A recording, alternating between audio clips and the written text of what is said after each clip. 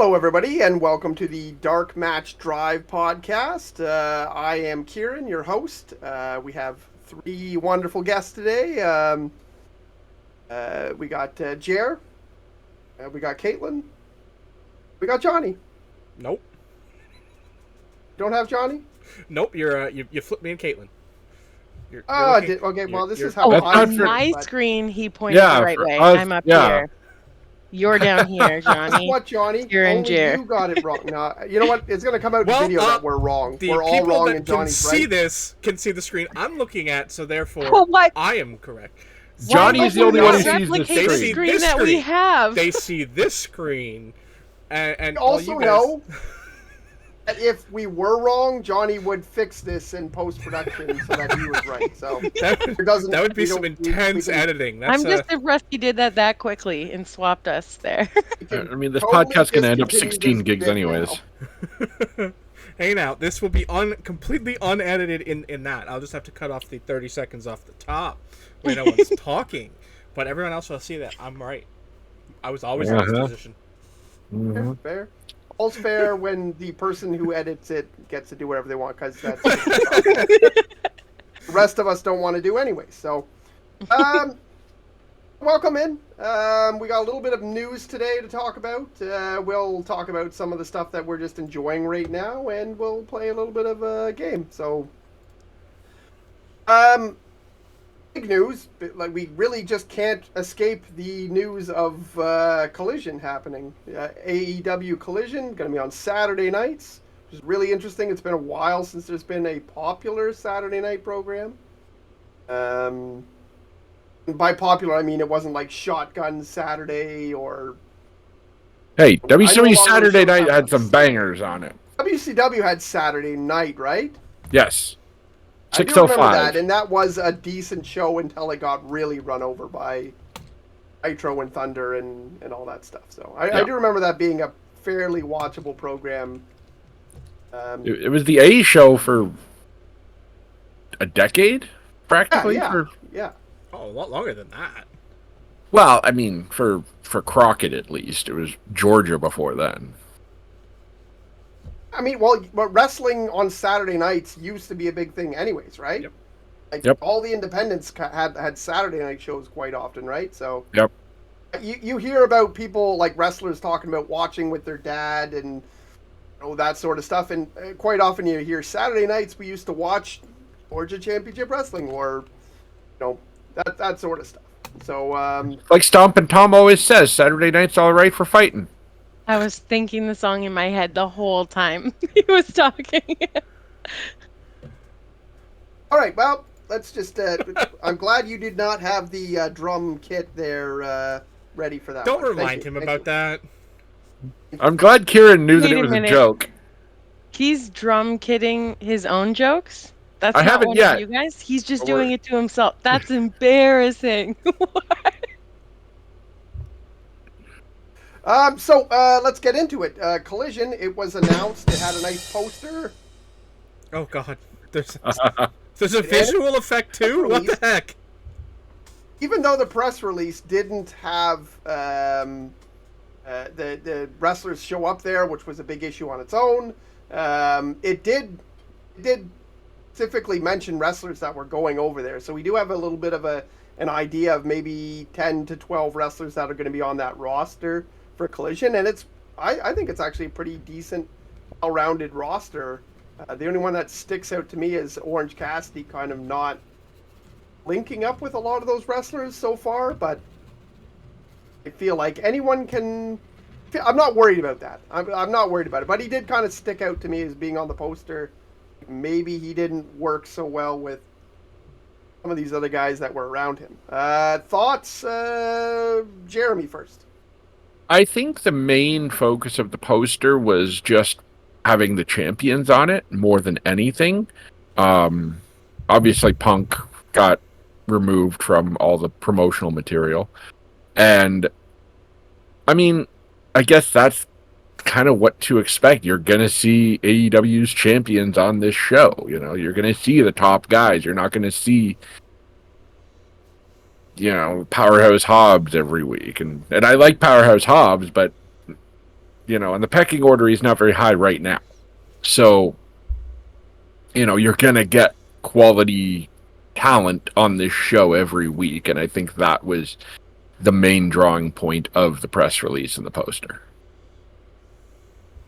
Yeah, I mean, it's not 100% confirmed, but I know there was people listed in the press release, correct? Yes. We're like linked to the roster here. Oh, I got it here. So the people on the poster, for anybody who hasn't seen it, the poster that came out had Samoa Joe, Orange Cassidy, MJF, got FTR. It's got Andrade. It's got I was gonna say Rusev, Miro. It's got the whole House of Black there, and also Thunder Rosa, which is pretty cool. Obviously, we know that Miro and Thunder Rosa are going to be part of the show because they've already got an angle where they've gone and searched for their new home to Tony Khan. They've already gone to the office and for some TV time, which seems like it's kind of funny the way that it was presented, like almost breaking the fourth wall, which wrestling kind of does all the time anyways. But it's kind of funny that they were like, "Hey, we want to be on the new show," like. Yeah, so pretty interesting. Any wrestlers out there stick out to you, Caitlyn, as something you'd be excited to watch on Collision? Not sure who your favorite AEW wrestlers are. So My favorite is actually Orange Cassidy. But you're right that like he does seem like he doesn't merge with them, but that's one thing that's interesting to me about AEW. I talk to Jer about this all the time. But like there's some wrestlers at AEW that I cannot for the life of me imagine wrestling another one there. They have like their little cliques that match good together, like the Danhausens and the Orange Cassidys and like all those kind of like silly but serious ones. But then I can't imagine like Orange Cassidy and Danhausen fighting FTR. Like that just like I could never ever see that in a million years. But I think that's the like neat part about AEW and I'm excited that they have a bit more TV time because as much as I can't imagine it, I do still think it would be cool to see. So having the ability to put more people on instead of like the select few that they do. But I'm really excited for Orange Cassidy for sure. But Thunder Rosa, I'm interested in too, because isn't the last I heard is that she was like still injured, like still not cleared to fight. So I don't know if there's been new news about that. Obviously, she's not going to come back and then be like, I can't fight. So something's changed, but I'm interested to see what, because last I heard, she was still pretty rough. she's been very controversial in that.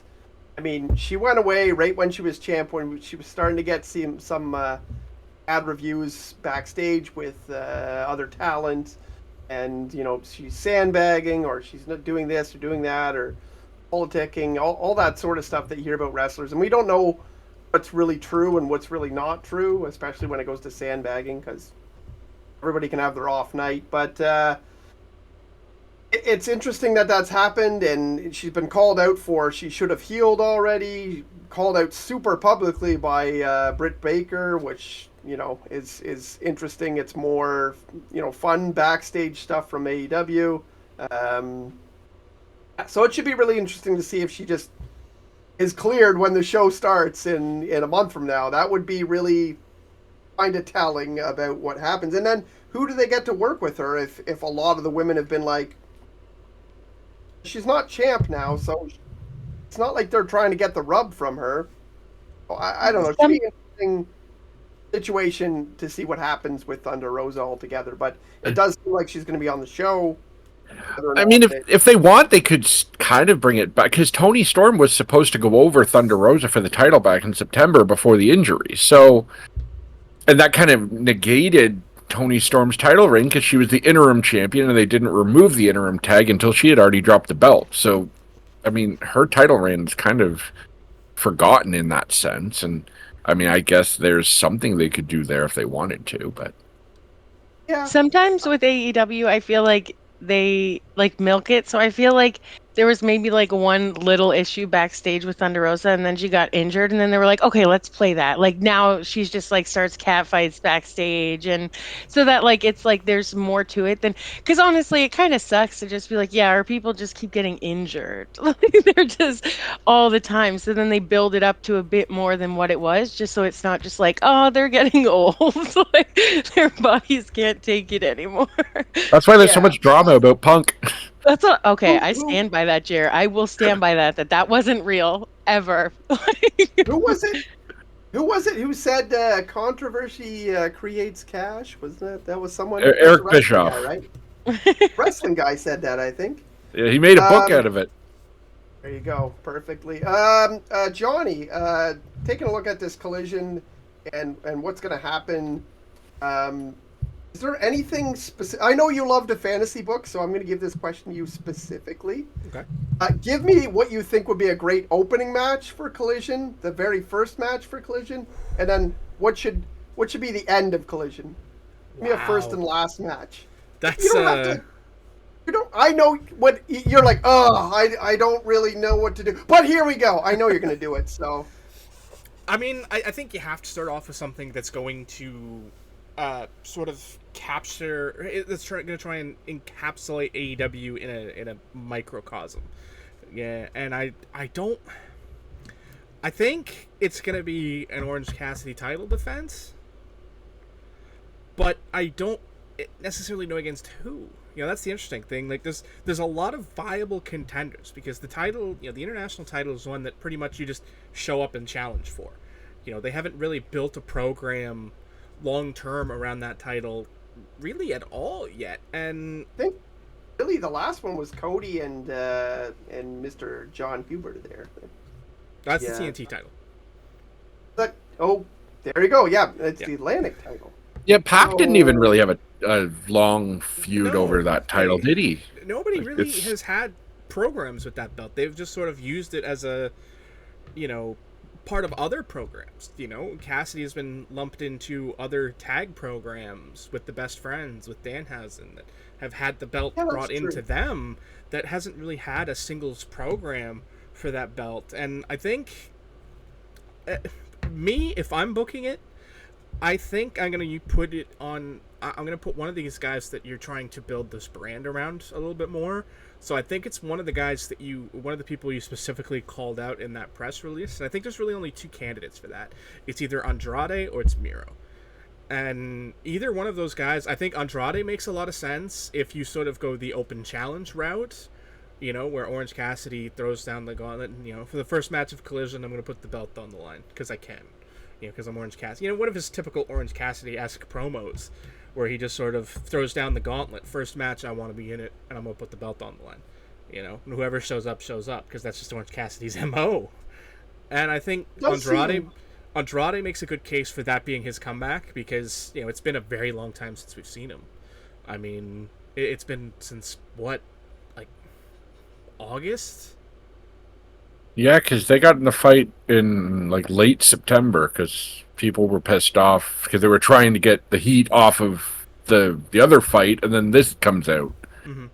So, I mean, you know, it's one of those things where he's been gone for a very long time at this point, and I think it plays well sort of in getting him back in there, getting him immediately into a title program, and I think that's the one it should be because it's the one that doesn't require a build. Coming out of that, I think you need to start using that program more or using that belt more traditionally, you know, because you have, I don't want to say you're stretched thin, but having three male singles titles over, you know, the course of 3 TV shows, I think you have to sort of spend more time booking these secondary titles better because even the TNT title has been a hot potato. You know, like, you know, we talk about New Japan because we all obviously watch it a fair bit, but like, in reality, the TNT title is as difficult to defend as the never openweight 6-man title. You get like 2 defenses and then you lose it. You know, and that's ridiculous for a belt that did at one point have such high esteem and prestige as the TNT title, and coming out of those early days where, you know, the Cody feud with with Brody Lee, was just amazing television, leading to a great match. And then, of course, unfortunately that... The crowds were really into it, too. I mean, in reality, that program has sort of been raised by the unfortunate events that surrounded it, being that was Brody's last major program, and, all of these sort of emotions that come out of that has obviously elevated that feud and those matches further than, they would have been had those events not occurred. They were still great matches, but they weren't the culturally iconic matches that they're sort of made out to be because of the things that went on around them. And that's fine. That's just the nature of wrestling fans. We exalt the moments that make us emotional, and everything that came out of that obviously made us all very emotional as a community. So of course that was going to happen, and it's fine because the matches were still great. They weren't bad matches, so it's not like you can look back and be like, oh, brother. Like having that as sort of like the stamp on, that final swan song in Brody's career is I think his career is better for it versus someone like Eddie Guerrero, whose last match was just a random SmackDown match with Mr. Kennedy. However, he did cheat to win in that last match, so that... I'm sure he did. But, it's like, recently watched that. It's one of those things where, his career got to go out on that stamp of authority that brought that belt up into the stratosphere that it shouldn't have reached. And then he had phenomenal matches after that. I mean, the ladder match with Sammy, and then the Scorpio Sky feud, and all of those when Cody was in AEW, that belt was well taken care of. Since then, it has just been a hot potato that nobody wants to touch, and the belt is far worse off for it. I mean, Wardlow has it now. And again, actually, I kind of disagree with that. In the way that it reminds me of the WCW TV title, which seemed to go around, maybe not this much, but still quite a bit. And it was just fun to see a belt defended on TV quite often. But I'm not going to let you go. Okay, so first match, we'll go with Miro OC. That's what I feel like you're... Andrade. Sorry, Miro or Andrade. Yeah, you can beat Andrade. You can't beat Miro his first match out. There you go. I don't think you can beat Andrade first match out either. Andrade's last match. What should end the night? Maybe it's going to be... I feel like it'll be a TV show that has a build-up in the show to the last match. But don't know what exactly it'll be. I don't know at this point. I mean, I feel like we're still obviously... At this point, I think anything short of Punk in the main event segment is a letdown. And I think a match is best served, but, at the same time, promo setting something up is also not a bad idea. You just have to have, a high-quality match before that of some kind. And, I still think, there's only two people that Punk is going to be working with when he comes back to start with. It's either Jericho or it's Joe. And it's going to be one of those two guys. And it's whoever the coin ends up landing on, because at this point it's just spinning in the air consistently. Whichever one the coin lands on, I think is in that main event segment with Punk. Whether that's Joe... Okay, but what if it was Danhausen? Because, they're besties. And how lit would that be?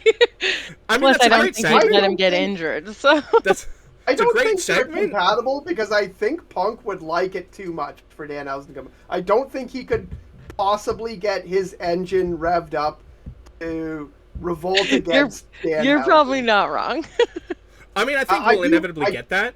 Once we get, I do think we could very likely get, and WCW Saturday nights quite often ended this way, with some sort of brawl.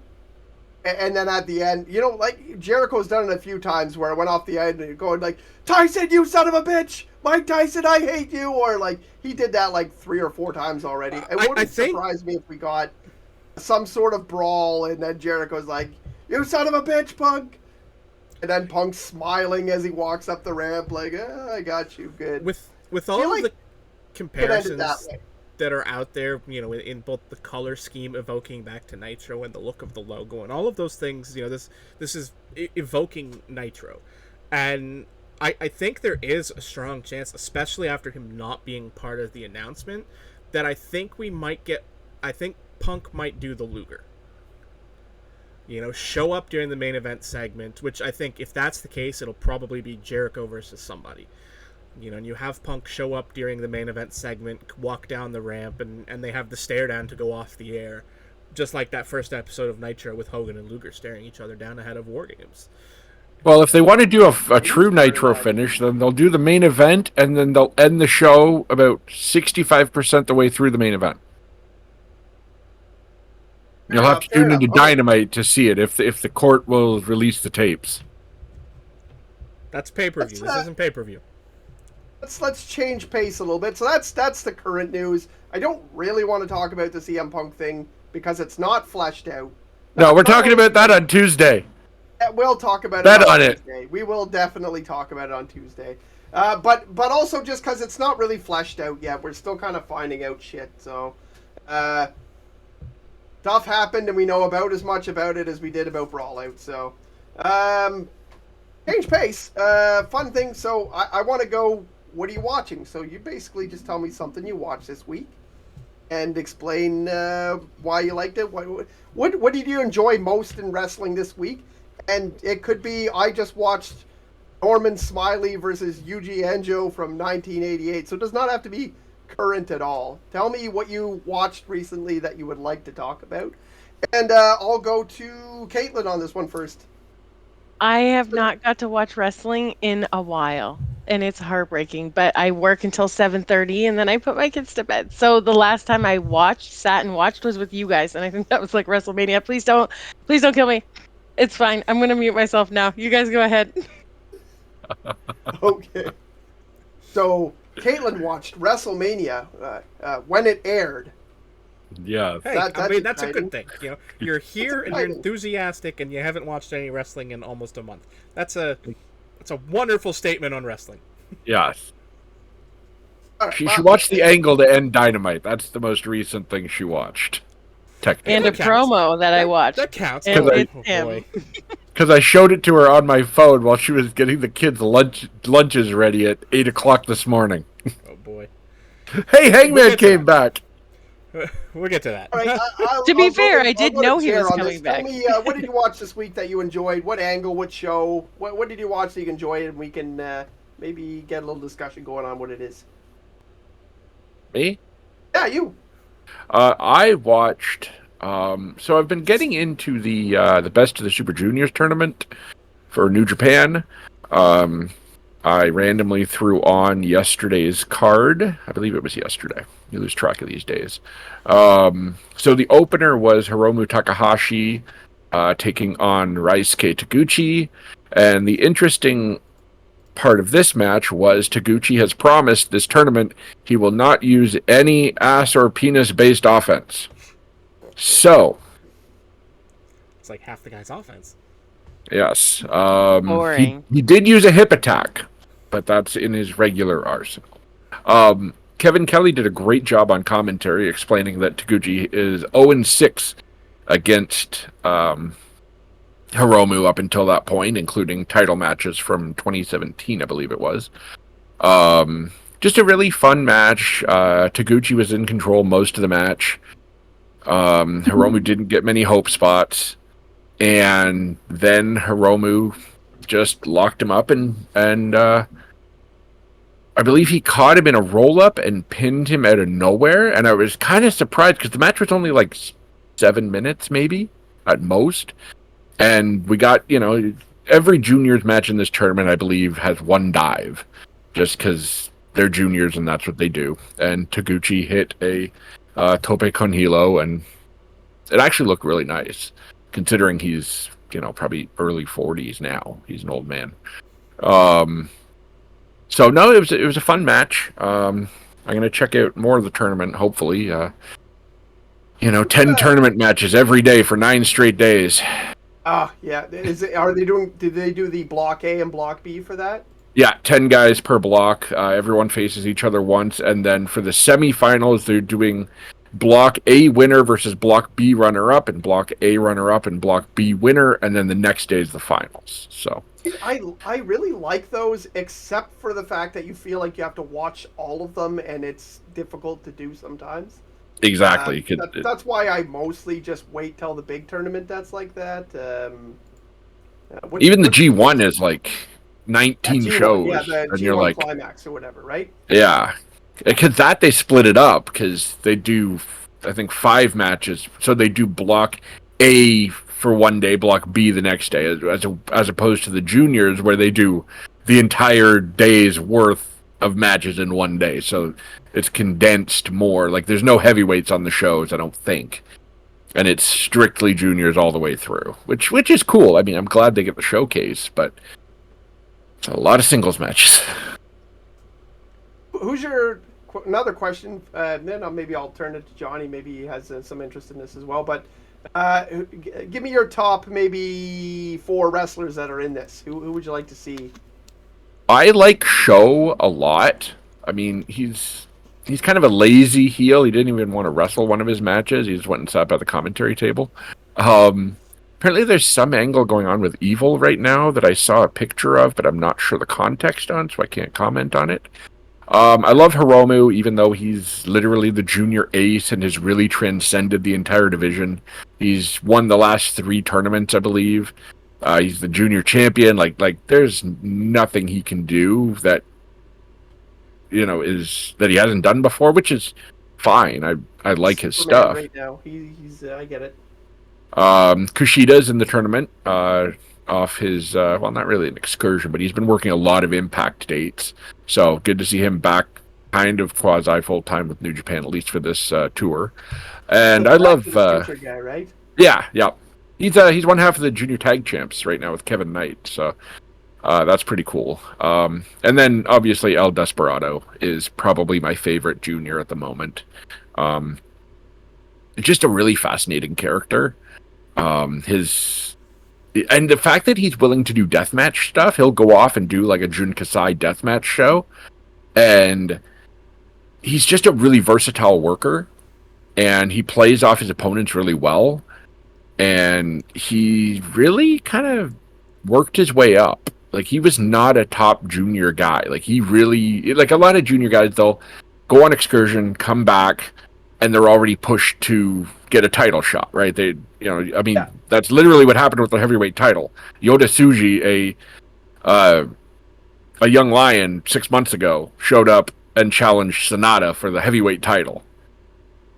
It's cool that they. I love that they do that. They, yeah, right. A lot of Japanese companies will send their guys over and be like, "Hey, go wrestle this guy, go wrestle that guy, go see how the American style is, go see how this is and that is," and they come back and they're like, "What did you learn? Okay, cool, go up." Johnny, any interest in this? I don't know if you've seen it or what interest you have in it. Any questions for Jer? I'm offended that Speedball Mike Bailey did not make that list. That's fair. I'm not a big fan of that guy either. I've seen a lot of Speedball lately. I mean, good. That's fair. That's fair. He's everywhere. He's literally everywhere. That's everywhere. He's in every show. But damn it, he's good. He's amazing. I love Speedball. He's the Samuel Jackson of wrestling right now. Hey, that's a good thing when you're Samuel L. Jackson in the mid-90s,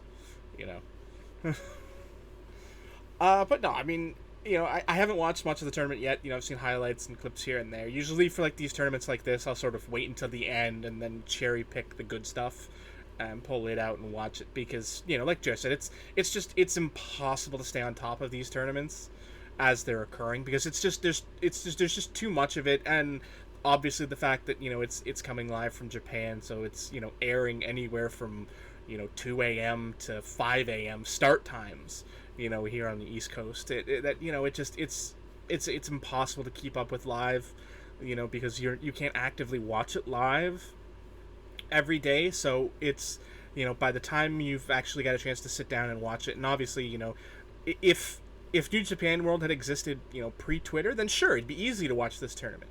You could just carve out a couple hours every night and watch the previous night's show, and you'd have there'd be no issues to it. But obviously, with Twitter and Facebook and social media as a whole, it's impossible, to do that. So, I've sort of taken the approach of line up the tournament and pick out a few matches that I'm excited to see as they occur in their brackets, and go out of my way to catch them, and then wait until after the tournaments and see what people are saying. Oh, you can't miss this match. This match was amazing. That match was amazing. And things like that, and then cherry pick the matches I want to see. And obviously, I'll watch the final because it's the tournament final. It's much easier to schedule that in as a date to watch the finals of big tournaments like that, because they build an entire card around it. It's not just they'll show you the highlights of how they got there too. Exactly. So if you really you really weren't there, they'll be like, he beat this guy. I was watching the 1998 final a couple of weeks ago, and New Japan had the ring mat that had the white in the middle and the blue going around the edge, and would have New Japan Pro Wrestling along the side. And Mordecai was watching it with me, and he was like, "That says New Japan Pro Wrestling." So, bonding experience. Awesome. I was waiting for more, but okay, that's the end of that story. Me too, and that was my own kid, and I was disappointed. I was like, okay, cool. It was a great match. Dr. Wagner and Koji Kanemoto, highly recommend it. Johnny, what's going on in the world of wrestling in your world lately? What's the tops thing you've been watching lately? Well, I've been lately, I haven't been watching as much as I usually do. It's just that time of year, right? There's less going on with the tournament going on and all that. There's not quite as much to keep up with, but I did get to catch a couple shows this past weekend that I enjoyed watching. The first ICW show since they started their Fight Plus partnership was last weekend, so I watched Get the F Out. And you watched that? I did, yeah. That was an amazing show. I watched that Sunday after it had aired, at 7 p.m. Yeah, I watched it Sunday afternoon. I still need to watch the main event because the main event was just starting right as. Okay, I won't spoil anything on the main event. And it's it's Mother's Day, so it's like crap. I gotta actually do some stuff. So. Yep. But it was fun. I enjoyed watching that, and GC. What'd you think of the strap match? The Jackie Polo Jackson angle has been going on for 3 years. It's amazing. Jackie Polo.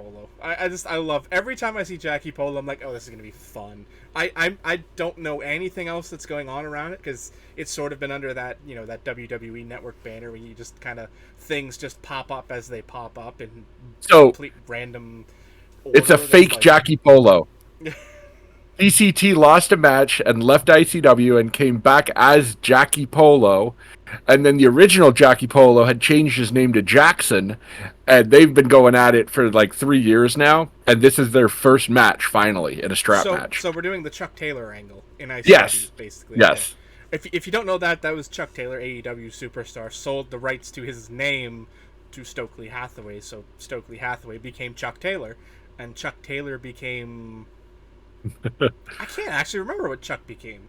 Oh man, it's I can't remember it. But anyway, it was something bland name, yeah. But yeah, it was just completely milquetoast name that was awesome, made the angle so great, and obviously Stokely is a hilariously awesome dude, so it was fun. But I also watched Fight Night Brooklyn. It's GCW show; they're always fun. If you can watch them whenever you can, because it's it's ECW of the modern day. What's not to love about GCW? So I was super excited to go over to Jerry's and watch it the day that I broke my foot. Yeah, you were supposed to come over for that. What the hell? I was supposed to come over, and then I tried to put a shoe on, and I hurt my foot trying to put a shoe on. So you hurt your foot and couldn't come watch wrestling. Tony Deppen broke his arm halfway through the main event and finished the match. I didn't actually even notice that at the time. Neither did I. Watching it, I had no idea. And then, a few hours later, I think it was when you posted it on the Facebook group for DMD, which is, of course, oh, no, wrong hand. Right there, if you follow that QR code. I think it's over here. I think I'm in the top corner. Remember, I'm the one who can see the screen. I know where it is, damn it. Yeah. Find your way to that QR code right in the middle of the screen there, and you can see us. Oh, Shawn Michaels is here. You can see us. I think it was when you posted it in DMD that night that I was like, wait, what? How did I miss that? And then I went back and looked at it later, and I still had, I knew when it happened because he kind of, said when it happened in relation to the match. And it's like, what? How did, I mean, Tony Deppen is just a grossly underrated talent, as far as I'm concerned. Yep, agreed. Yes, I missed a great night of wrestling and instead went to the hospital. You missed some guy named like Jack Shit or whatever the hell his name was. Yeah. I honestly, I can't say I watched anything outside of AEW this week and WWE this week. I have been a little bit higher on WWE stuff lately until recently. Dynamite just heated up. These last two Dynamites have been fantastic. And I always do enjoy it, but lately I've been more, I was more interested in what was happening in WWE. And I just said this on Tuesday we were on Fandom Empire for Chair Shot, which is another show that featured the three of us, and not Caitlyn, but the three of us, and I talked about how I'm starting to enjoy Raw more, just because most of my favorite acts have all gone over to Raw. So I think the most fun I had was the fact that Imperium, one of my favorite things going right now, was on TV like in 5 segments. So that was really exciting. See them featured in a match, featured in the main event, featured in like 3 backstage. I'm actually a really big fan of Ludwig Kaiser or Marcel Barthel or whatever you want to call him. So I'm going to be looking for some of his old stuff. Hopefully. So I was hearing a rumor that Ilya Dragunov might end up being added to Imperium. Yeah, I did hear that, which is interesting because a lot of people wanted him called up specifically to face Gunther because they've had some great matches. Yeah. And he's a good foil for Gunther, but because he's European, he's like, we'll just slap him in Imperium there. But I think he fits there. They did have 4 members before as well, so yeah, it's not like this is the only lineup that Imperium's had so far. He fits better there than the Brawling Brutes, which is the other stereotypically European group. You know what I think is here's something we got to cut off too. Is it not weird to me, or is it not weird that WWE has like 8 or 9 or 10 Irish wrestlers right now? They need to just form an Irish NWO. Yeah. They already have the Brawling Brutes. They're not all Irish, but they have the Brawling Brutes. They got JD McDonough. They got the Gallus guys, who also have 3 guys now because Joe Coffey came back. How many female wrestlers? They got Becky Lynch. There's another one. I think Alba Fire. I think Alba Fire is also Irish. Yeah, like they have enough people to have Irish an or Irish Scottish. NWO. I know one of the two is Scottish. Yeah, one of them is, and the other one, yeah, it's one of them's Scottish and one of them's Irish, but I can't. I think, yeah. Which is which? Is Isla Dawn her name or something? I haven't watched NXT in long time. Yeah, Isla and Alba, not at all confusing. Yeah, I know. Well, now they're going to get more airtime now, anyways. So I don't know. Are they? I guess you're right. They're on the bigger program. They're not necessarily going to get more time. I mean, they're going from being the NXT Women's Tag Champions and having a segment on the show every week to being another women's tag team on SmackDown. They're going to get far less television time now than they did before, which is unfortunate. All right, well, Kate watched Gunther and Ilya Dragunov once. I like him. Dragunov?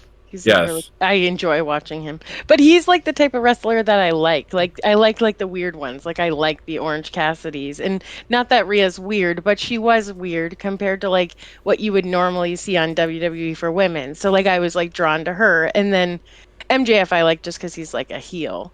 And he does it well. But Danhausen, RJ, all those people that have really big personalities as a whole are the ones that I'm more drawn to. So it's the same with Dragunov. Like, I'm more into his character than his wrestling style.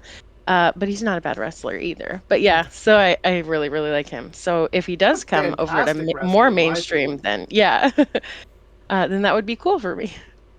It's not really, like, it's I don't think there's a higher level of intensity. Like, this guy, he wrestles like he's on 5 Red Bulls, and it shows on his face, and like like every single little neck vein is always sticking out when he does it. Like everything he does is like, and his eyeballs are popping right out of his head, and he's still fucking. Have I shown you the pop for his WXW return? Sorry? Have I shown you the pop that he gets for his WXW return back in like 2017 or 2018, I think? Was it like a Coke or a root beer? You still need to load up more of that for me because I like all of those guys that came from there. Yes, I'll send you the link on YouTube because they had to cut it because they couldn't show the music on the actual thing, but the YouTube version has the whole thing, and the crowd goes absolutely bonkers. That's the worst part of so much of this sort of things. You get all these big moments that are ruined when you're watching and streaming because you lose that music, which is a huge part of it. Like, I know that, like, I'm excited to rewatch some of these old ICW shows from, oh, God, what's the arena? The Hydro? Yeah, from the Hydra, where you'd have, like, you know, Grotto coming out and his music playing, and you're not going to have those anymore because those moments are forever lost to copyright laws, and it's, you know, it's unfortunate. Go to YouTube. They're on YouTube. Well, of course they're there, but it's not the same. Like, you know, when I'm watching the show, I want to, you know, have the moment. Oh, I hate it. I don't have to, like, go to two different places to watch the show, right? Like, oh, there's the pinfall. Better go to YouTube. Exactly. You know, so it's like, you know, you lose those moments because the entrance music became so iconic for a long period there in the mid 2000s, right? Like, you know, you introduced me to IWS, God, nearly 20 years ago at this point, and some of those, again, the greatest moments are entrance music related. Like, there was the was it unsanctioned 06 maybe? Probably. It was 2.0 versus Twiggy and Pornstar 1 at one of the unsanctions back in that area. It's like, you know, the entrances. Forget the match. Just watch those entrances. You know, you got Bon Jovi and Michael Jackson. Like, come on. And the crowd, of course, stereotypically drunk French crowd, just belting them out like they're at karaoke night. You know, Yep. it's phenomenal. I do really enjoy the Effie when he enters to Yellow Brick Road. I really enjoy that. I love that, yeah. That will never be anywhere that's paid for. Oh, speaking of Effie, did you hear the news? Which apparently he got arrested for edibles. What? Yeah, there's already a T-shirt about it. Nice. I did not hear about him getting arrested. When did this happen? The guy's been on Twitch within like the last 72 hours, I want to say. I was on Twitch like yesterday and the day before. He'd probably been out already, right? It was. Yeah, I feel like they couldn't hold him for long if he was arrested for edibles. I guess it depends on How where. can you tell it's not really a gummy bear unless you can take some? You can't keep Effie down. Let's get to the final segment, the final fun segment of the day, and it is where I will ask ridiculous questions. Wait, there's one segment we haven't talked about. Do we have to? The segment yes, we do. Yeah, you it know, is the number one segment. So. Absolutely, we have to do this The because best. if I had to watch that goddamn promo and then not have us talk about it, I might actually turn into Sid in a European parking lot and stab somebody with a squeegee. Let's go to that one then. Great. Did you watch the promo, Kieran? Sorry? Did you watch the promo? Yes, I did watch the promo. I did watch the Antichristo promo. Yes. So, what did you all think? Maybe set it up for us and let us know. Obviously, we can all see it on the Dark Match Drive Facebook page. So if you guys want to do your homework, you can quickly pause this and go and find. We didn't want to do our homework. Promo of the Antichristo. And JR set us up. Did you post it in the group yet, JR? I probably have at some point. I can repost it. It's been a while. If you didn't, he's going to repost it, and we'll tag it to, you know, turn into watch this segment when we start talking about it. So, you know, pause us, watch that promo, and then unpause us, because I have no idea who actually owns the copyright to it or anything like that. It's like, I don't want to take the risk of playing it here. I doubt that video's been up for like 11 years, I think. Last thing we want to do is get the first episode hit with a copyright strike. I feel like this isn't the type of thing that you get copyright strike for. You get cursed for this. Our luck is we'd get both. Without permission. Our luck is we'd get the curse and then the copyright strike, because, something else pops up in the play next at the very end of it or something. I would like And it we're on the "Oh, record, though, no!" that the copyright strike would solely be because we were cursed. That's part of the curse. Yes, it would be. So I I'm not have going to had tempt to the fates of the protest. thing. I've had to protest a copyright strike twice already in my young podcasting career. So, Oh man. Jared, set this clip up for us as well as you can. Honestly, there's really not much known about it. This random lucha independent show. This big Antichrist guy in a yellow jumpsuit and mask shows up, and he has the horse that he's riding on with the broomstick. Oh, that's a goat. That's It's a definitely goat, the head of sorry. a goat. Yeah, Yeah. okay. Okay. This is And so the interviewer asks him, welcome to wherever we are, and what would you like to say to the people? And he just goes on this rant about how he is the Antichrist, and he is God, and he is number one. And then at the very end of the promo, after he's like losing his mind, he's like, "I'm God," and then he's like, "Thank you." And then he goes off to the ring, and it's the goddamn funniest promo in the world. And I knew about this promo like 20 years ago. Huh? You sent it. Well, you sent it to all of us, but you sent this to me, and you're like, "Oh, watch this! It's hilarious." And it's just this guy. He's like, they're like, "Oh, welcome, so and so or whatever, Antichristo guy," and he's like, "Yes, my English isn't very good or something like that," and he's like, I'm the Antichrist, and I'm God, and I'm the best, whatever." And I was like, this is not funny at all. Like, why would Jared send this to me? And then the interviewer's like, "Okay, yeah, good, let's wrap it up." And he's like, no, wait, one more thing. "I'm an Antichrist, I'm a God, I'm number one, not God, it's me." And it just like, I was like, holy, like I was saying to Johnny right before we started the show, like, we went from, it was like a retake. It was like, not Normal very good at wrestling this. promo.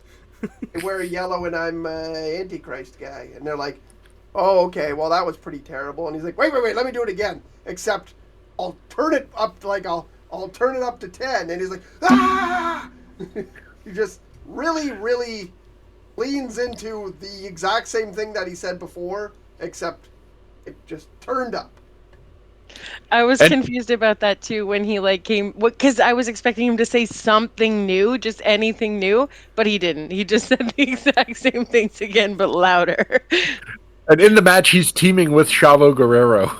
I liked that he ran out to the Halloween music, though. That was pretty Wasn't cool. that the next guy? Wasn't that the Gimp? Or did they Who? both just come out to the like when you watch it on YouTube? He comes out to the ring, and then it's basically the Gimp from Pulp Fiction that comes out right after him, and that's when the Halloween music was playing. Huh. Oh, is it? I didn't think it was the Antichrist that came out with the music, because it was didn't start playing until he got to the actual ring area, and then the music started. Or at least that's when I noticed. It could have been playing. It could have been playing the whole time, and I just didn't notice it because of the absurdity of the whole thing. Yeah. But it was at that point that I picked up on it, and then the Gimp from Pulp Fiction comes out, and while they're talking about Chavo Guerrero, and I'm like, well, that's not Chavo Guerrero. What the hell's going on here? And then the YouTube clip cuts off, so I'm left with no answers and only questions. Like, why did I just spend 3 minutes of my life watching the whole this? thing on the drive. There is. Okay, what do we find here? You could find footage of this guy wrestling and upload it. That would be. Well, that's the thing. That's not part of the curse, though, so they haven't uploaded much of it. Is this video like The Ring? Is that what you're saying? So it's a Tijuana Lucha show in the late 90s.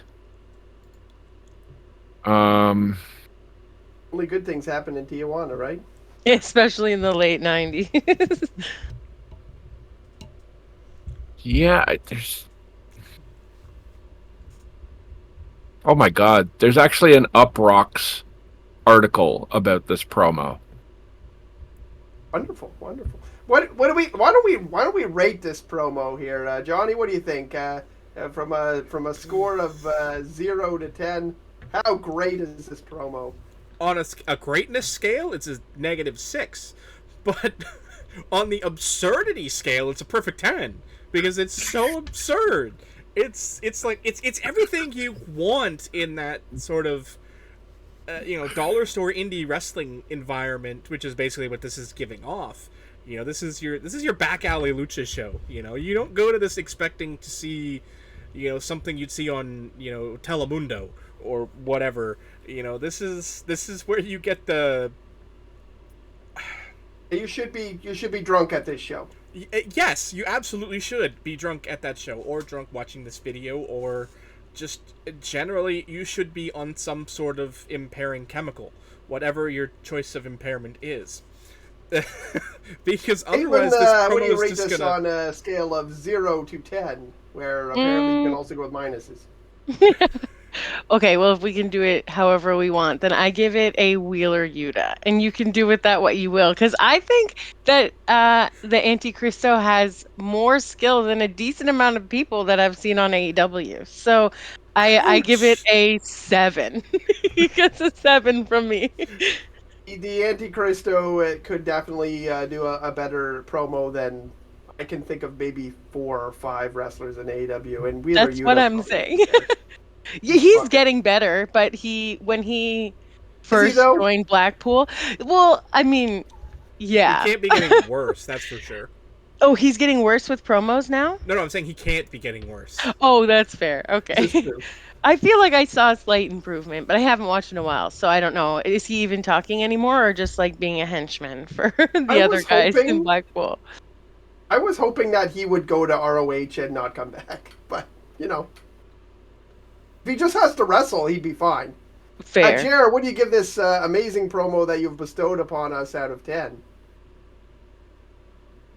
Oh man. Nope. Okay, so I've been looking up this You're just guy looking while around your room for numbers? No, I'm looking up whatever information is available on this guy, and nope, that's not him either. There is none. Well, how many articles have you found between 1 and 10? Okay, I found some. Oh my god, the full match is available. Oh baby. All right. More to come. More to Yes. come. Okay. Post that, Holy- and we will review that next episode. Yes, that is the homework match for next week. Hayabusa is also in this match. We're just going to have a whole segment, a weekly segment devoted to the Antichristo. Unfortunately, this Antichristo did pass away in 2016. So sad, so sad. So Find this this couldn't Antichristo. lead Is the there another rebellion one? So this happened in 1993. Oh my gosh, I was 1. You were 1. Yes. So, yes, I have found the match. I've never seen the match. I've only seen the promo. And so I am suitably stoked to see if his If you his guys wrestling... watching if you need a reason to tune in next week, it's that we are going to review a match following this promo. So, Yes. And this promo is a fantastic 10 out news of 10. for our weekly viewers, which will probably be Josh Dillon and I don't know who else. Let's get to the last segment now, where we're pushing it a little bit. We don't want to go too far overboard here and have a 3-hour show. You know how exciting those are. I know Johnny will need his washroom break before then, so we might as well get this last segment out of the way. It's kind of a this or that, and if everybody else on the panel agrees on the answer of the A or the B, and we don't need to get into it. You all agreed on something, we don't need to discuss it. However, if there is a disagreement, I'm going to get everybody to discuss why they think it's A or B, or maybe a minute. Probably go over a minute, it always happens. And then I will award points to whoever convinced me of whichever answer.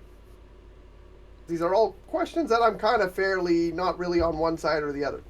I'll say this before we start. For those people expecting honest and accurate scoring, please, if you've watched Whose Line Is It Anyway, that's the scoring system we use. It's Whose Line Is It Anyway points.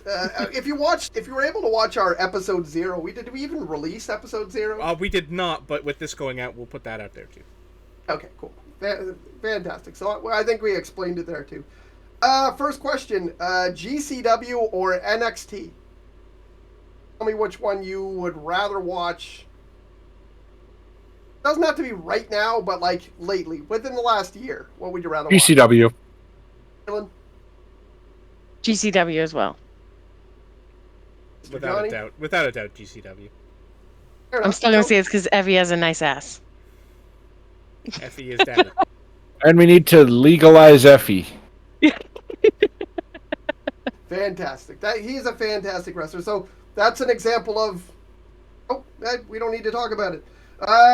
Who was But the we worst wanted to. performer, the Great Khali or Giant Gonzalez? Ooh. Giant Gonzalez? This is a really low bar. I know. I'm gonna Did it say on purpose. the same one. Giant Gonzalez, is that his name? I mean, if Yeah. you don't know Giant Gonzalez, he was also El Gigante. Oh, that guy. Yeah, totally. Well, that guy then. Yes, you Wait, We're were all on more the known, way same more page, known. knowing things. watching those WCW shows while you were 1 year old. I Possible if Jared was your am. babysitter. I'm going to take the opposite, and I'm going to say the worst performer was the Great Khali. Well, defend yourself. Yay! I'll No. defend myself in one easy step. Giant Gonzalez never killed anyone in the ring. Oh, Wait, what? shots fired. Great Khali killed someone? There was an He did. incident in a dojo in Japan that Khali was involved in while training that ended the life of another competitor. Obviously, it wasn't anything malicious or anything. It was just one of those pro wrestling. I mean, I'm being facetious when I say killed him because he didn't actually, but you know, he was in the ring training with another person, and they didn't get out of the training session. I see. Also, Wait, you Okay. said there that you don't want to say that he killed him because he didn't, but you said he didn't leave the training. Did he die or not die? he did die, but it wasn't like Okay. he didn't stab him. That's funny. But he didn't, it was not murder. It was a pro wrestling incident. They happen. I mean, It happens, and it's not necessarily anyone's no, fault. They're it's just- doing. yeah. They're stuntmen, right? In a lot of ways, they're stuntmen, absolutely. and stuntmen get injured and Bad things can happen, but sometimes die. more seriously though, I'll say that Gonzalez knew when enough was enough and left the business. Khali hasn't. Fair enough. All right. Your rebuttal, Jer.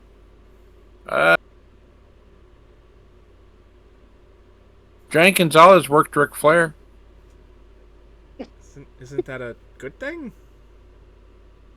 Yeah. Wait. The question was Said who's you were worse. arguing You're for- making my case, not you. What? Yeah, no, yeah. Well, Johnny wins by 8 million points. Have you, Highest okay, score- Kieran, highest have you score ever so seen far. the Indian announcers reacting to Great Khali showing up to that Punjabi prison match? Oh, that's glorious. I am going to find that and send it to you. You just need a notepad for every single show. You're gonna be like, okay, add to drive. Put on It's glorious. Like, you think, have you ever seen like the clips of like soccer and like world tournaments where like the home team scores and the home announcers just go absolutely bananas in a ridiculous way that completely oversells what is basically just a random goal? It's that in Punjab. It's amazing. Alrighty. What do you prefer to watch? The Wrestler, the movie, or Ready to Rumble, the movie? Okay. You don't have to tell me which one deserves an Oscar more, because that's not really debatable. Which one would you rather watch? Ready to Rumble. And Ready to Rumble. Caitlyn, you seen these movies? I've seen The Wrestler, which is why I'm gonna pick it because I've You've seen not that's the seen one with Ready to Mickey Rourke, Rumble? right? Oh well, No, prepare but I to. I got excited because I thought you meant like Rumble, the one that is the cartoon movie that just recently came out from WWE, and I was like, I fucking know that one, and then I realized that's not what we were talking about. Sorry for swearing, by the way. Oh, I but don't it know is if this a is PG. The fantastic fact we movie. got this long without somebody dropping one is just I am shooketh. But yes, so I picked The Wrestler. That's what I'm going. And for clarity, that is we're talking about the Mickey Rourke movie. Yes. We are not Okay, talking cool. about the 1972 And Vern Million Gagne Dollar movie. Baby is not an option. I'm just kidding. I know that's boxing. Continue. Go ahead, Fantastic Johnny. movie as well. Johnny, Ready to Rumble. Ready to Rumble. Okay, so, Caitlyn, you have to argue against a movie you have not seen. So I'm assuming you're just going to argue for how great the wrestler is. You have Okay, 1 so minute. I don't even have a good argument for that one either. They're definitely going to win, but it made me cry. So that's a good thing. It was really emotional and it had a good story to it where it's like uplifting. And I don't know what Ready to Rumble is. Maybe it's uplifting, It but is. also people. Okay, well, never mind. No. Continue. I'm out. Continue. No, No, continue. that's it. It's just the only one. I mean, uplifting, wholesome, made you cry. We could be talking about the Paw Patrol movie. That's true too. Yeah, no. But I also like that because I watched that movie. Like this isn't a real argument either, but I watched that movie long before I was even into wrestling really, but I also really liked it then. So it's not just for wrestlers. It's not niche and you don't have to be super into wrestling to enjoy it. That's my argument. Did you It's know not a the bad final match in argument. that movie was filmed at a Ring of Honor show? Yeah, obviously I knew that. Everyone knows that, chump. They literally have the company branding in the movie, Jer. Come on. She hasn't seen the movie in a while before she knew what Ring of Honor was, so it was a cool I little do love. tidbit. I love the reject Sheik character who he fights against in the end. Is You mean nice. Ernest the Cat Miller? It's Ernest, yeah, it's Ernest the Cat Miller, yeah, but with a giant gut. I mean, I'll argue for Ready to Rumble really quick. It's memeable. I mean, it's it's a movie in my house that still gets memed and made jokes of all the time with me and my brother. Sal Bandini, want to wrestle? Yeah, you shake somebody's hand, you introduce yourself as Sal Bandini, they want to wrestle. It's hilarious. It's an awesome movie, and you go from emptying porta potties to main eventing WCW events. Come on, who doesn't want to do that? I changed my vote. All right, We are watching Ready to Rumble this weekend. I I concur. will give You the should. tag team of Jer and Johnny 200 points. There was a pretty good argument against it, but it's been conceded. Who had the better career, Hurricane Helms or Shane Helms or that man that I'm talking about that you guys know, or Santino Marella?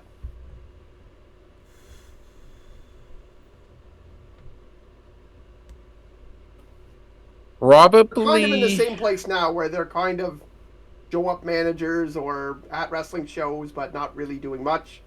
I would say their careers are fairly told. So I think Shane Helms.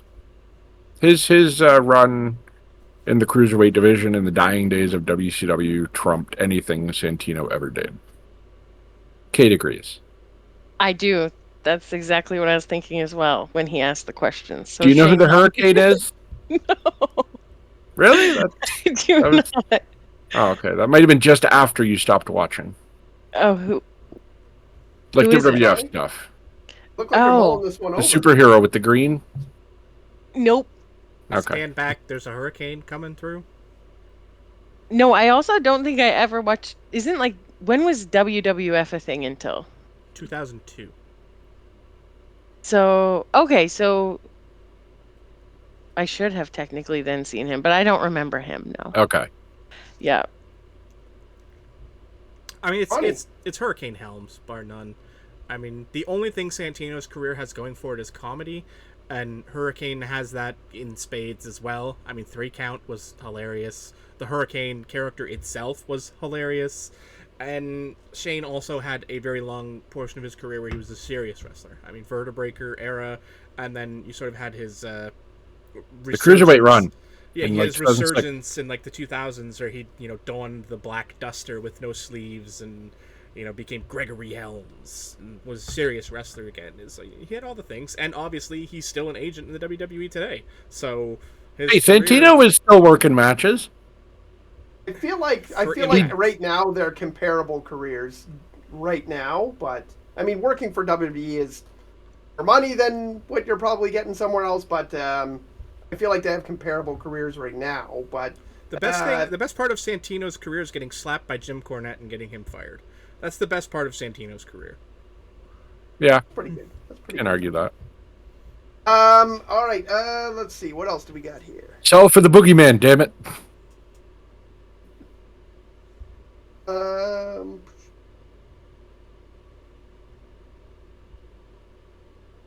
Okay, here's a really fun one. Okay, what was your favorite act? Saturn pretending to love Moppy, Goldust having Tourette's syndrome, or Eugene's short run as, when he first showed up.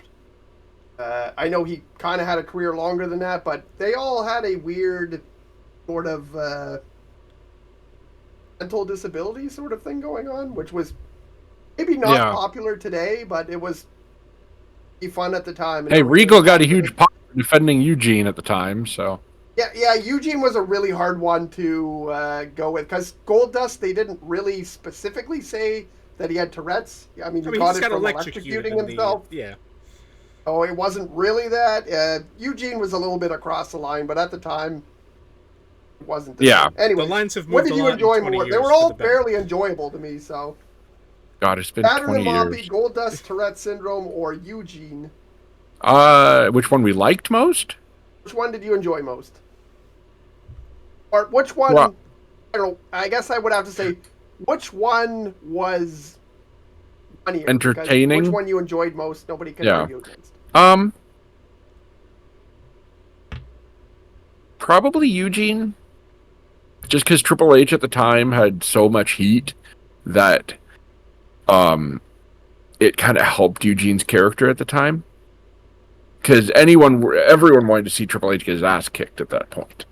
And so Eugene and Regal being kind of Triple H's fodder at the time, and, I mean, sure, Eugene got squashed and whatever, but leading up to it, you wanted to see Eugene beat the shit out of Triple H, right? And then that's what made Regal finally kind of turn babyface and care about Eugene, and so I think that angle worked. Yeah, I liked it. It was good. It was definitely like a little bit more high profile than either of the other. Oh, for sure, right? It's in the main story. Yeah, you weren't seeing Saturn and Moppy in main events unless it was Sunday Night Heat. This is fair. Caitlyn, do you know about either of the three of these? They're all in the same eras we kind of discussed were not really popular. So I actually, when you first asked, I thought, because I imagined Goldust doing the Tourette's thing, and that was enjoyable. But then I Googled Eugene, and I actually do remember watching him when I was a kid. So I'm voting for that one. Like the white jacket and stuff. I do remember that character, and I did think he was really funny. Granted, I was also very, very young, but I thought it was funny then, and I did like the character as a whole too. So I actually enjoyed it, so that has my vote as well. Funny. I mean, I guess I'm gonna take the contrarian opinion here. I'm gonna say Goldust, because I think there was so much more. I think Goldust was the Eugene stuff was, to me, it was the early part of my sort of internet fandom, so I knew Nick Dinsmore at that point, and that to me felt over the line. It was harder for me to get into that one because I knew Nick Dinsmore as a legitimate wrestler, and it was much harder for me to separate that. I know it's a gimmick, and I know all of those things, but it just felt too far. It was a step too far, and it was fun, and he didn't play it wrong or incorrectly or anything. It just was too far past the kayfabe door for me. But Goldust got electrocuted and developed basically Tourette's it was fun because it was funny and it was played for laughs, and it was, you know, I didn't feel bad laughing at it. You know, I didn't feel bad enjoying it, and he was a part of some really memorable stuff. I mean, you know, that was right in that era, you know, 2002, you know, with the NWO coming in and Booker T getting his push.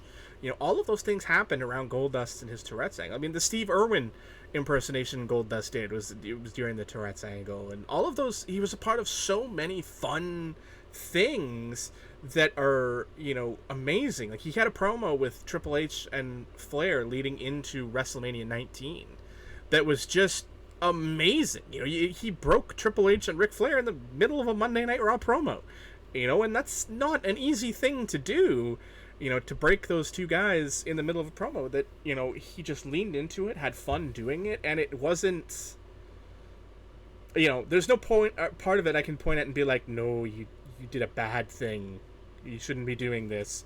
Whereas some of the Eugene stuff felt like, especially with the Eric Bischoff part of the angle, always felt sort of,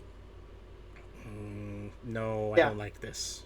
You I know? get that. I remember, like, even being the time, I do remember, like, I was the only one where I was like, this is a little bit odd. I mean, it's fun. I am laughing, but should I be? yeah, it does seem a little bit odd.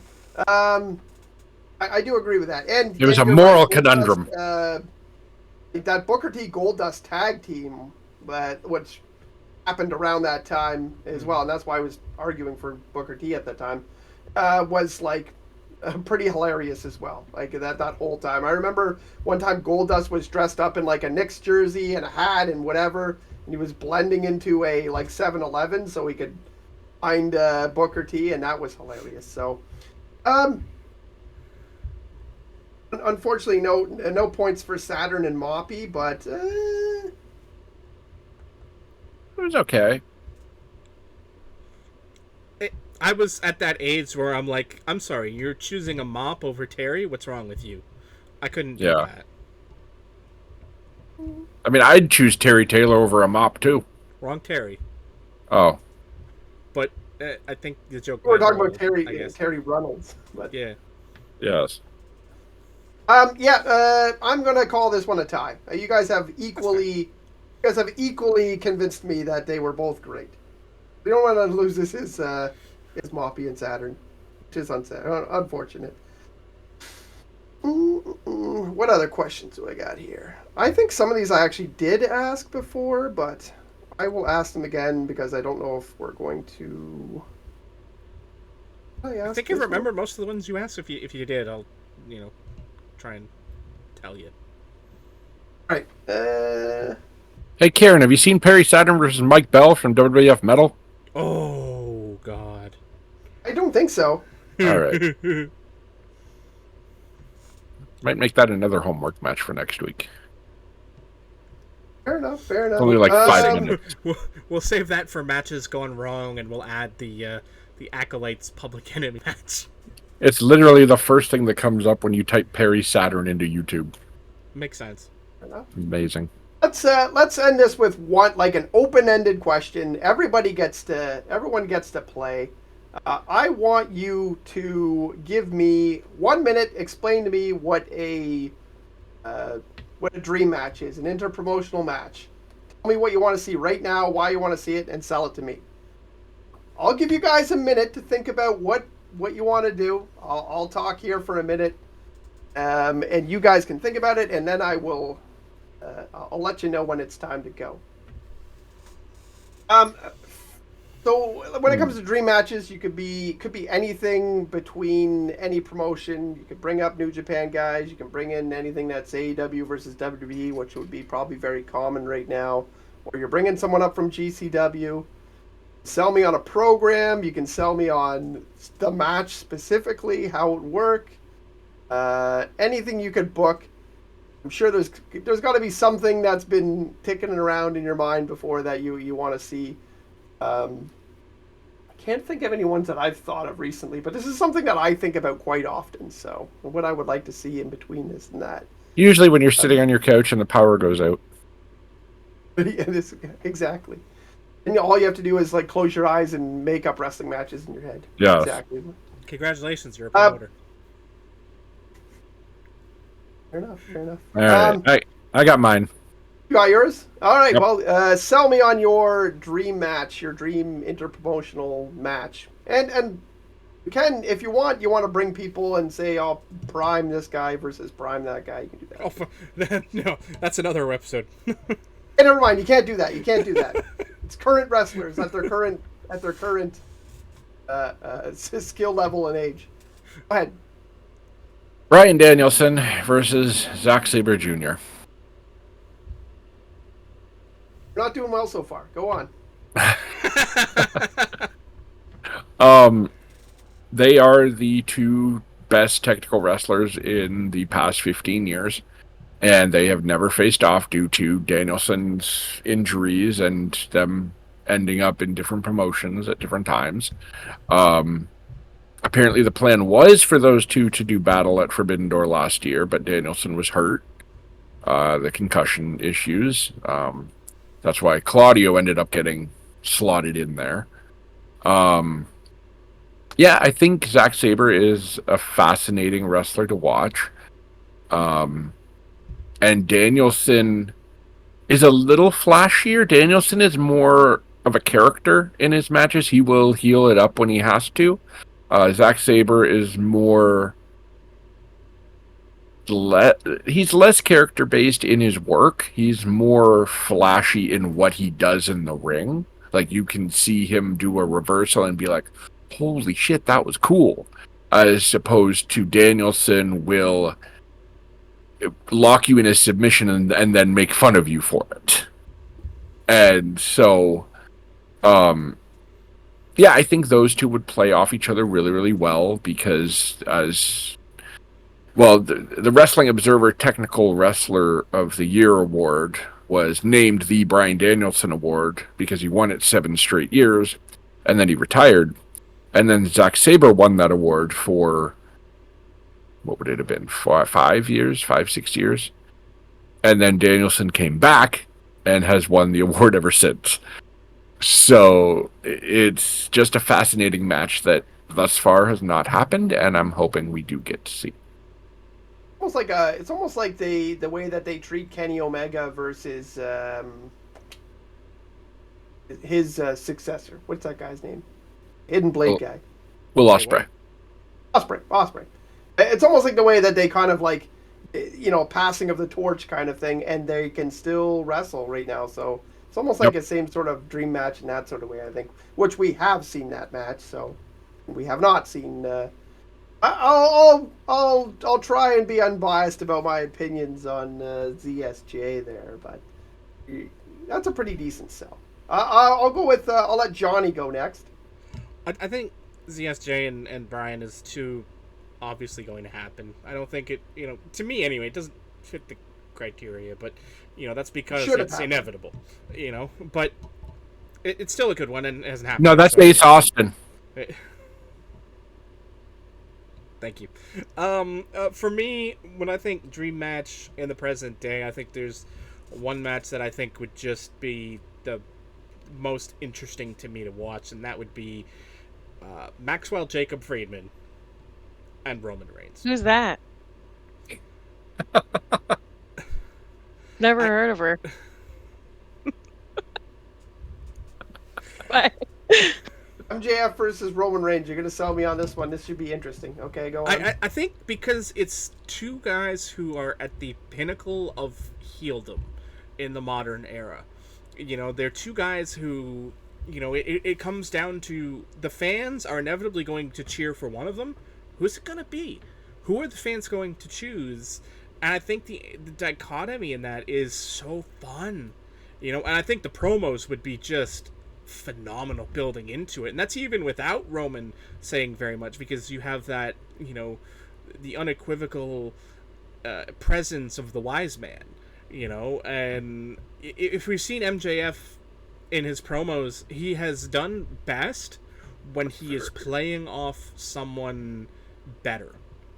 His best promos are some of, like those William Regal promos were just great when they were in the ring together. And you know, his stuff with Punk. You know, all of his best stuff is when he has someone he has to bring it with. You know, he can't coast because MJF coasts a little bit in his promo styles. But when he's got someone who is good to great at it, he ups his game. And Paul Heyman is someone who would not let him coast on any level building up to a match with them. And I think it would just be a great match. And let's not sleep on the fact that these two men, you know, they both get a lot of hate. But, I mean, MJF went 60 with Bryan Danielson, and it was an amazing match. You know, and nobody really expected that going in. He wrestled a phenomenal match, still managed to get in all of his cheap shot spots and build to a great match that still fit his style while still wrestling Danielson's style. And Roman, I think, would fit well in that because Roman's style is so more pro wrestling-y, you know, more sports entertainment-y, which I think suits itself very well to MJF's style, where both of those guys can sort of bring it up to another level that I think the match itself would be phenomenal. You know, Roman and Cody was a great match. I think Roman and MJF would be better than that because you have that interesting, you know, you don't get two heels going at it like that very often. You know, it's usually you build to like the babyface, who does the crowd choose match. You know, pick your champion. Passing of the torch matches are babyface. But this one is more of a who do you hate more? You know, and I think the crowd would be an interesting part of that. And I'd love to see those two guys get in the ring and go at it. It's hard because I feel like it depends on where the match took place and who would be cheered. Because both of them are kind of cheered where they are, but they, you know, as soon as the crowd acknowledges Roman, he's like, okay, now I'm going to do something to make you hate me again. And same thing with MJF. Like, people love hearing his music. They're like, yes, we're going to get roasted. And then, you know, and he comes up. And then you actually get roasted. It's like, oh, I don't like this. And then he'll take something away from you, and you'll be like, ah, shit. Okay, I see what we're getting. This is interesting decision so far. Caitlyn, sell me on a match. Well, I wish you let me go first because I actually don't have good reasons. It's just something that I would love to see, but it's for kind of weird reasons. And mine's also intergender. But I would actually love to see Rhea Ripley fight Darby Allin because the dynamic of those two would be hilarious because she's like an Amazonian woman and he's like a little rag doll and she likes to like dominate people and he's very much like a masochist. And I just think that the dynamic of watching them fight and him like climbing her like a spider monkey would be super fun to watch. Like, I don't have good reasons like they did for theirs, although MJF is better than Punk, so fuck you. Kate, you're not describing a wrestling match, you're describing something you watch on another website. Hey, there's also wrestling matches on that website too, so valid. But no, not even in like the kink sense, which would also be very much a thing with those two fighting. But like just the idea of it, because they're so polar opposites. What you're saying is it's not going to be a loser gets pegged match. Well, I didn't say that. Okay. Don't put words anyways, go on.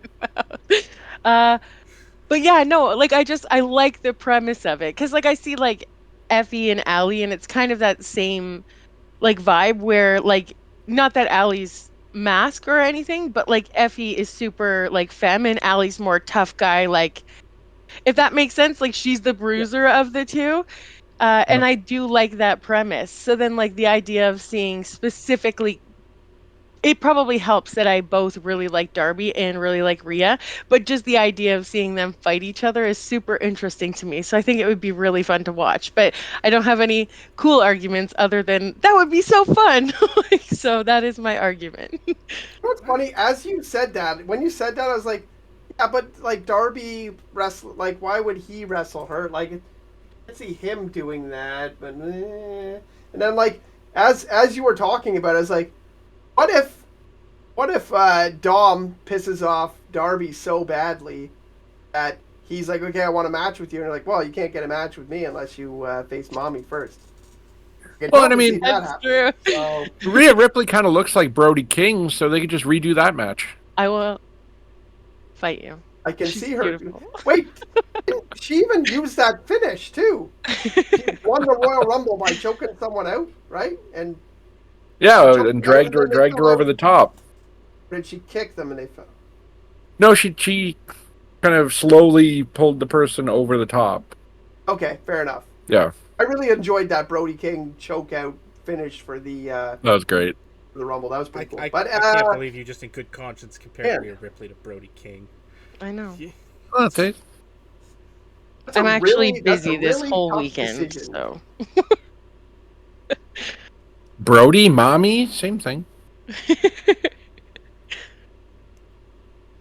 I'm going to award the first ever. Well, I'd say the first ever, but there was one on Zero. But I'm going to award the game, the match, the first official match to Caitlyn, of course. She outsmarted both of those dum dums. She's the queen. I give her 10 million points to put her over. Yay! Especially because I got two options here in my head. I can watch it on wrestling or I can watch it on that website. So, But wait, did you say yours? Because you said you had one and you were supposed to lead us off, but then you didn't say it. What's your dream no, match? I You were was thinking lying. about it. I was like, well, so I was telling you that I think about this quite often, but couldn't. I can't right now off the top of my head recall what the last one I really buzzed about was. Okay, well, that's your homework for next week. So here's the thing. Here's the reason why I gave it to you. Because with Jer's match, I can't imagine the promos being too back and forth and great because I haven't really seen CSJ do anything on the mic that was that interesting. And I know Daniel Bryan can definitely bring it, but when I got to Johnny's, I was not quite as interested in the match. I didn't quite get sold enough on why that would be a great match because I don't see those styles going. But I actually think that the promo and match between Darby and Rhea would actually be pretty good. So It would be entertaining for sure. I do I have a enjoy. question for you, actually, guys, all I of do you. enjoy Darby's promo styles. He's not the greatest. I can see why someone could be like, he's not really my favorite character. But I do enjoy him, so. Yeah, but he has Daddy Sting, and then there's Dom and Mommy Rhea. So there's both. But my question is actually about Roman, because like I don't follow WWE enough, but like it feels like he's only a heel because people are just like take the belt from him. Like, is he an actual good heel, like in your opinion, or is it just like people are so tired of him that he's a heel? I think it's a bit of both. Yeah. Not really a He's heel been heel. well, he's not. Well, he's a chicken shit heel in a sense that everyone has to save his ass every time, which is weird because he's like, a 270-pound, guy who can kick ass who shouldn't need that, which is a really cool dynamic. But I think we're at the point now where we're like 3 years into this reign where it's like, Jade. okay, it's cool and all, like you're a good heel, you play the role well, but we're also kind of sick of you. Go away. I'm just gonna say it. You just described Ric Flair at the height of the Four Horsemen era if he didn't drop the belt leading into Starrcade every year. He almost dropped the belt to Rick Steiner in 5 minutes. Well, just because Jim Herd is a crackhead doesn't mean everyone is. I don't know All who that right, is, but the crackhead joke. We'll leave it. We'll leave it on that. Jim Herd is a crackhead.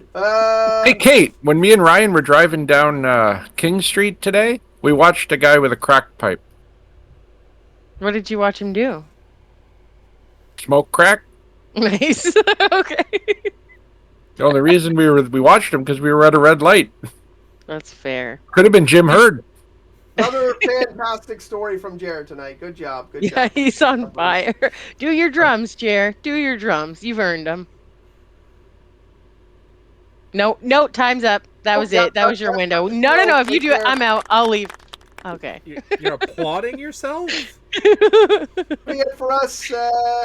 I usually do my where are you and what are you doing, all that sort of stuff that we normally do. But you're all. Caitlyn is in a dark room and she's talking to us. Yes, I am. I know that. Actually, Johnny, you want to promote your Twitch stream? He's here, there, and everywhere. I'm here, there, and everywhere. That's right. No, because we probably won't have anything before the next episode if this drops. So There you go. All right, so yeah, nobody promote anyone. Nobody put anything over. That's Just it for us scan this tonight. QR code. And the Nope, QR nope, code and other come corner. join us. other corner. Other corners. Did you move us again? Because I I didn't swear to move God, you anybody. showed, and you were on For the me, bottom right it's- or top for me, right, it's and right I'm bottom. For me, Go it's to the right QR here. code. Okay, so then if I'm below you, then I'm pointing the right way. Nope. You Your mirror image. son of a. Your mirror. Your, on the Discord screen, you're in my window. But what? Okay, okay. You There let you me go. know when. There you go. Okay, You're good now. Yeah, right there. Got it. Right there. See, it's right there. Got it. Is Done. Jared pointing the right way? Nope, Jared's not pointing the right way. Son of a- Finish. Nope. You're bottom right, Jared. Go bottom right. Go bottom right. Is that There it? you go. Now we're getting there. Yay! Kieron, there's only one left. You can do it. You can do it, buddy. Complete the quad. Nope. You're bottom other way. There you go. Yay! Scan the QR code Oh, and no, find guys. the Dark Match Drive.